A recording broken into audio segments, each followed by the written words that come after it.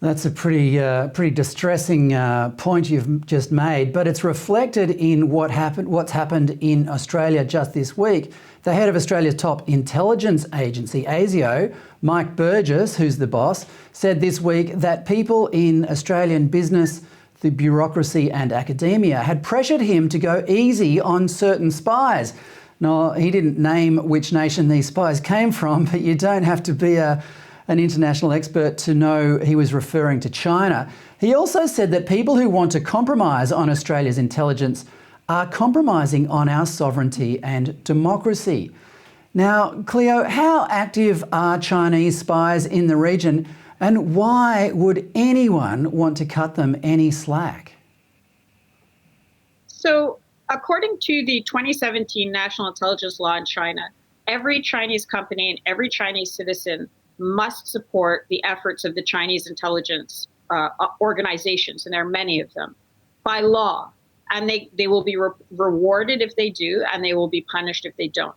So their intelligence operations look very, very different than Australia's do, for example. If you're a Chinese businessman operating in Solomons or Vanuatu or Samoa or wherever, and the Chinese state wants something from you, you better give it to them, or else your family might be punished, your bank account's frozen, you're no end of trouble. And they've made this kind of this overt, and they've just appointed, China has appointed a national government representative to the Pacific Islands, which shows that this is a whole of government effort on the Chinese part to consolidate the region. No, I mean, this is something that, is way beyond what the U.S. is doing in terms of activity or trying to understand the region. China has half a dozen think tanks that just look at the Pacific Islands.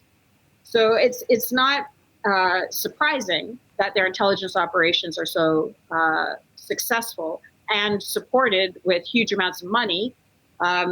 They're winning. What can I tell you? Well, speaking of that, I mean, you've travelled extensively in the region. You're on your way to Palau now. What's it like on the ground throughout the Pacific?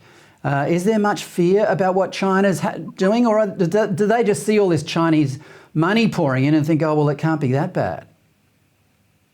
So they're like any country, like Australia. You'll have some people who say, great, we want the money, and some people who say, this is destroying our way of life and we're going to fight. And you find those people all over. And it's quite infuriating when you get people who say, oh, the Pacific Islanders, they're all corrupt. And no, the ones you're dealing with are corrupt. You're not giving a level playing field to the honest ones to actually fight for their country. Suidani, for example, he needed healthcare treatment outside the country. And the government of Solomon said, you take Chinese money in your province and we'll give you the money to get your healthcare. And he said no. He would rather die. He's proven he'd rather die than take Chinese money. And there are people like that all over the Pacific. And what happened to Suidani has sent a chill throughout the region, because all those brave men and women who've been standing up to China now feel like they're standing alone, like nobody has their back. And that's been a huge warfare, political warfare, unrestricted warfare win for China.